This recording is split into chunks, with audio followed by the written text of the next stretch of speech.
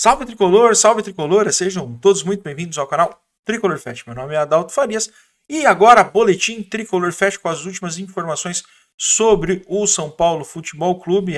Na última segunda-feira à noite, o senhor Carlos Belmonte deu entrevista ao Gabriel Sá do Arquibancada Tricolor no sorteio da Copa Libertadores 2025 e trouxe essa proeza que está na tela para vocês aí, que a base será somente a terceira opção em 2025. Vamos ver o vídeo na qual ele responde essa pergunta do Gabriel Sá e eu já volto aqui com vocês. Sempre a gente conversa, né? A gente tem mantido reuniões regulares, a nossa expectativa já era que os meninos da base ficassem com uma terceira opção em cada posição. Por exemplo, na lateral direita temos o Cedric, temos o Igor Vinícius e temos também agora o Mike.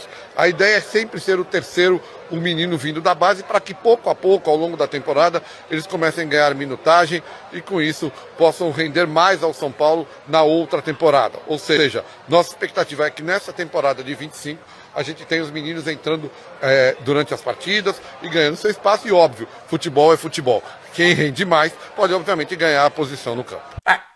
Essa notícia que a gente tem, né, torcedor tricolor, nosso diretor de futebol, trazendo que a base somente deve ser a terceira opção em 2025 dentro do planejamento que foi feito, né? Apesar de termos o time campeão da Copinha em 2025, os meninos terão um trabalho duro pela frente por já ter dentro do planejamento do São Paulo ser somente a terceira opção de jogadores, né?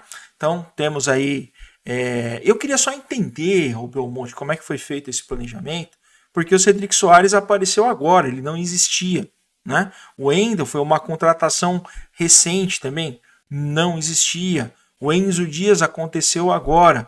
Dentro de qual planejamento isso foi feito, né? E aí agora só para reflexão do torcedor de São Paulo, né? Se eu acho que o Hendrick tivesse no São Paulo, o Estevão tivesse no São Paulo, o Vinícius Júnior, o Rodrigo, né? E outros tantos craques que o futebol brasileiro sempre revela, talvez seriam apenas a terceira opção dentro do elenco do São Paulo, né? Tendo que nós temos que aguentar Igor Vinícius, Bobadilha, Marco Antônio, Juan, Sabino, entre outras, né, jogadores aí que não tem o mínimo de capacidade de vestir a camisa do São Paulo, com todo o respeito que eu tenho aos jogadores, né, e a carreira de cada um, mas os meninos ficam encostados e não conseguem ter oportunidade. Vai acabar acontecendo como aconteceu com vários outros, vão sair mais barato, por exemplo, o William Gomes, né, que não foi muito utilizado na temporada de 24, né, e foi vendido por um preço muito menor do que ele vale para o Porto de Portugal, né, sabendo ali que ele já tinha sido negociado. Temos uma talvez das peças mais raras que o futebol brasileiro tem produzido, né, pelo menos a gente tem uma esperança muito grande de que o Rian Francisco seja um grande jogador. Não vai jogar porque ele é a terceira opção, porque tem Caleri e tem André Silva, né? O Matheus Alves, que não tem ninguém no meio de campo de São Paulo que arme a não ser o Oscar, não sei qual opção que ele é, porque nem no banco tem ficado. O Ferreira não vai poder jogar, porque a gente tem hoje o Ferreirinha, a gente tem o Lucas, a gente tem o Eric e o Ferreira não vai jogar, porque ele é a quarta opção de jogar pela beirada do campo. O Mike, que para mim tem mais potencial do que o Igor Vinícius de longe e pode disputar a posição, inclusive titular com o próprio Cedric, não vai ter opção, porque ele é o terceiro jogador. Os dois goleiros, Young está há quanto tempo no time profissional do São Paulo, nunca teve uma oportunidade, porque a gente paga aí alguns R$1.000 por Jandrei por mês, que eu já nem sei quanto que é. Já me falaram que era 300, ouvi reportagens agora até de R$500.000 que o Jandrei ganha por mês. Eu não tenho salário de jogador aqui, mas qualquer coisa que o Jandrei ganhe é muito, né? E eu tenho falado isso, né, para quem me acompanha aqui no canal há bastante tempo. O ponto não é você ter jogadores medíocres, e medíocre a palavra aqui, que a palavra quer dizer que são jogadores medianos, dentro do elenco profissional, é que você tira a oportunidade da base. Né?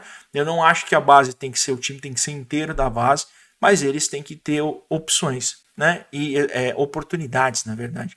E essas oportunidades elas têm que ia aparecer. No Campeonato Paulista, por exemplo, que é um campeonato que não valia nada para o São Paulo. Pegou times sem série no Campeonato Paulista, entrou com o time titular, estourou o jogador, não venceu partidas e não testou a molecada, né?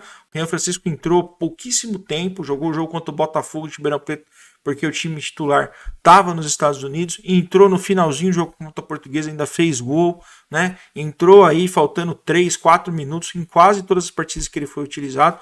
Matheus Alves jogou um jogo contra o Bragantino, não apareceu mais. Ferreira entrando muito pouco também nesse time profissional. Negruti não tendo oportunidade, sendo que a gente teve o Alisson fora durante um tempo. Depois o Pablo Maia, agora com a contusão séria que teve, não tem oportunidade, né? Você tem o Mike, como eu falei aqui, como um possível bom lateral direito que a gente teria, sem chance nenhuma. Os goleiros, enfim, né?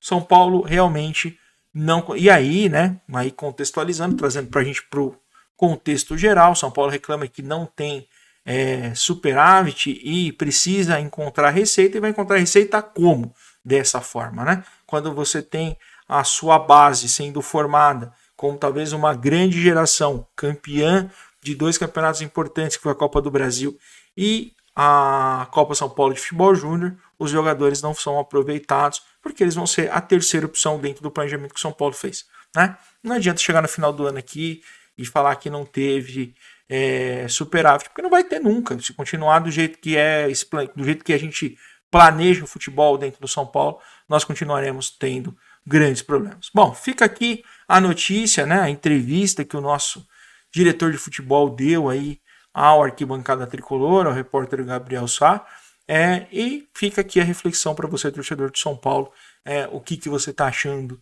da gestão do senhor Carlos Belmonte, do senhor Júlio Casares. Deixem aqui nos comentários, acho que é importante também para a gente trocar essa ideia, beleza? Meu coração tem 5 pontas e 3 cores, porque São Paulo é sentimento que jamais acabará. Beijo do gordo, tchau!